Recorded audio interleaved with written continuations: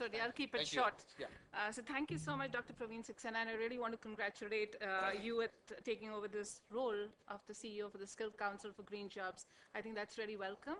I'm going to focus my discussion more on, it's going to be more food for thought based on the practical experience that we've had. I represent the Rockefeller Foundation, and we're a philanthropy foundation. We're a private foundation. We have a program in India called Smart Power for Rural Development, where we're really trying to see how we can provide decentralized renewable energy to 1,000 villages across India. We've committed $75 million in this space. We were very privileged. The Minister of Power came for the ceremony that we had in April to launch this program. We actually now have 44 plants on the ground, and these plants are in UP and Bihar. What we are really trying to do as a foundation is to really see how we can have a market-driven approach to really address the energy access issue. And what we're really trying to do is, beyond energy access, how do you really promote rural development? So I think that's the philosophy within which we're working. And I hear a lot of points that previous speakers have made around how do you get the different stakeholders, how do you really get the ecosystem to be working in the best interest of what we're trying to pursue. So as Rockefeller, we're very happy if there's a convening role, whether it's getting academia, industry, government together. We have been doing quite a bit of that, and we would be happy to stimulate more if that is needed. I think what we're really trying to do and what we are seeing on the ground is there are two sides of the story. There's the supply side and there's the demand side. When I'm talking of the supply side, I'm really looking at it from an energy serving company's perspective.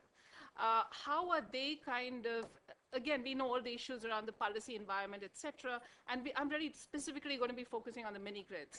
So here, they're getting into this sector with a lot of anxiousness because there are significant risks for them. The capex costs are very high. So one of the pointers is really for this group, when you're looking at skill development, how can we have more innovation around technology? How can we do more research and development so that we can really get down the capex costs? So there could be a serious effort around skilling in that side of things. And I know organizations and companies such as Schneider are very interested in setting up training centers. In fact, we've had several conversations, but again, we don't also want to ensure that once the Schneider comes forward with the training center, then you're just promoting Schneider products. So there are do's and don'ts of certain things of how we want to be doing it, but there is a lot of appetite on that side. I think on the other side, when it comes to demand, because the way we built up our model, it's not just about lighting. We're really keen around the productive use.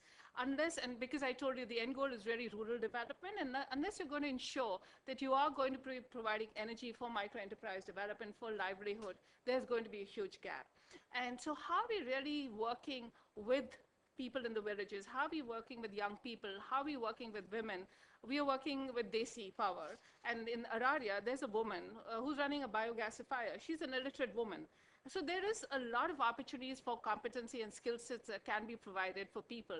So it's really unpacking and seeing both from the demand side as well as from the supply side, what are the key competencies and how can we kind of use what we're doing in the renewable energy space to really be decentralized to an extent where things can be managed. Because I know in a lot of our plants in Bihar and UP, if there's a problem, unless the engineer comes from Delhi, the plant could be shut down for 5 days. So I think that's an important area for us to be also kind of keeping in perspective.